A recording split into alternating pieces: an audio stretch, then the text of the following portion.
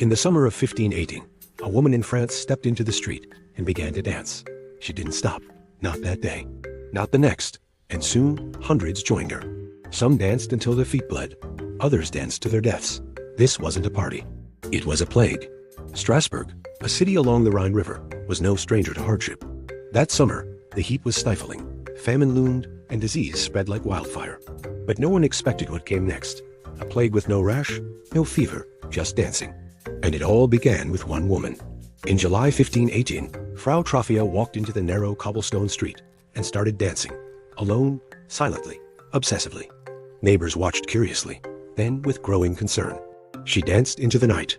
When exhaustion forced her down, she would sleep and start again at dawn. Within a week, over 30 others had joined her. By the end of the month, more than 400. Reports from city chronicles describe a chaotic scene. People foaming at the mouth, screaming, collapsing, yet they couldn't stop. Some begged for help. Others twitched as if possessed. At least a dozen people died, from strokes, heart attacks, and sheer exhaustion. Their legs battered, their bodies broken, but their minds seemingly overtaken. Authorities scrambled for answers. Was it witchcraft? A divine curse? Punishment from Saint Vitus, the patron of dancing and epilepsy? Their solution? More dancing. Believing the dancers would recover if they danced it out, officials built a stage in the city center and hired musicians to play live. They even opened up a guild hall for more space. Imagine the scene. A full orchestra playing to a crowd of writhing, shrieking, unconscious dancers, collapsing one by one. As the death toll rose, the music stopped. The stage was dismantled. And still, the mystery remained. Centuries later, scientists and historians tried to make sense of it. The most cited theory? Ergot poisoning, a hallucinogenic mold that grows on damp rye bread, similar to LSD.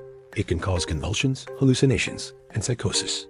But that doesn't explain the synchronized nature of the event, or why entire groups behaved identically, dancing in rhythm, seemingly aware but unable to stop.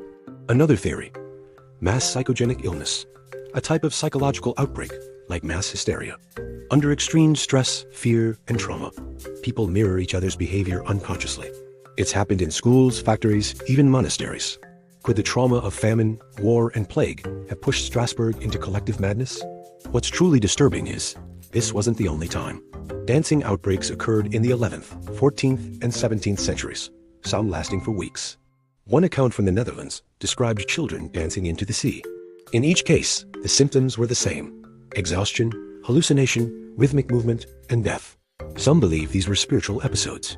Others see them as trauma responses. But no one, not then, not now, can fully explain what happened in Strasbourg. The dancing plague of 1518 remains one of the most bizarre medical mysteries in history.